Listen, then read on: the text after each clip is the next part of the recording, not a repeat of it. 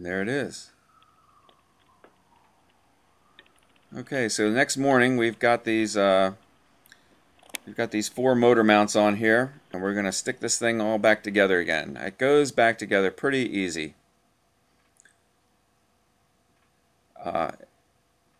If anything, maybe this video can give you a little reference if you forget which direction things go.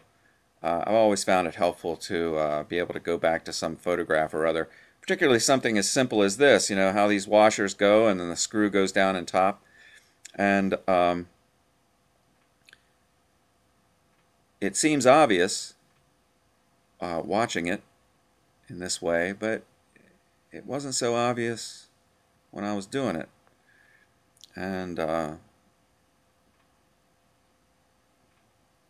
so if you choose to do this, and I think it's worthwhile, it might give you a little more confidence to know that you won't lose your place, even if you're very, very careful to manage your parts in such a way that you don't lose track.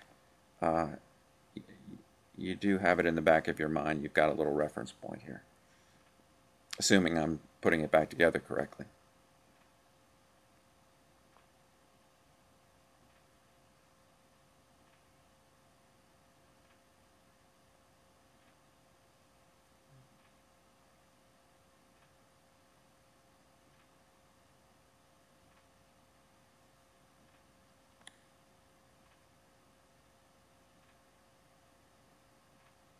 I've found that grounding strap is a great place to sort of have your turntable star ground there.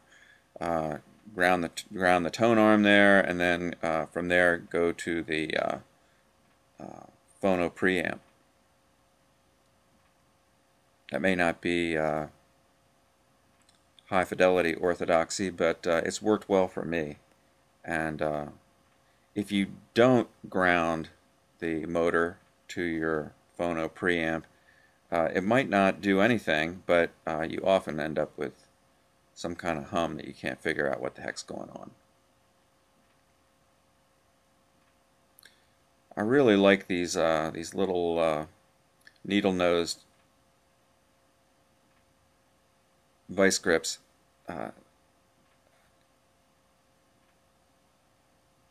They do well for me. So we have the motor mount back on. We snugged down this little nut on top where the screw came through the motor mount on the bottom that we just saw. The motor spindle is just spinning like it's very smooth. The bearings are very tight, no wobble whatsoever.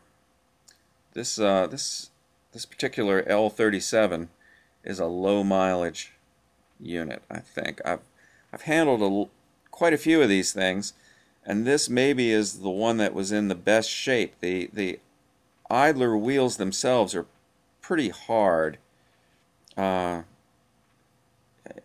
don't understand why Rek-O-Kut didn't go with a much softer material like Thorns did. There must have been some thinking there, but the idler wheels in this are very hard and need to be redone. Even after doing these, replacing these motor mounts, when I put this back into service, there still was a fair amount of noise, but at least we've gotten this part of the job done before we send the idlers off to Ed Crockett. Ed Crockett has done a few idler wheels for me. I think he does a pretty good job. I'd like to try somebody else sometime just to see how that goes. But right now he's my weapon of choice for getting my idlers resurfaced. Nice guy. Nice guy to talk to on the telephone. I don't think he quite understands email yet, but he does understand idler wheels.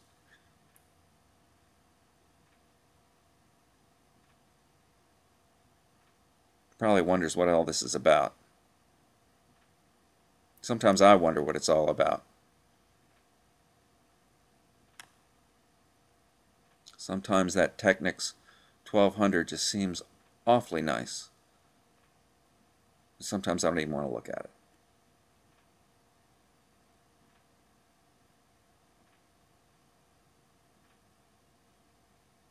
Okay, so we're snugging down these little nuts. This is pretty much the last part of this deal.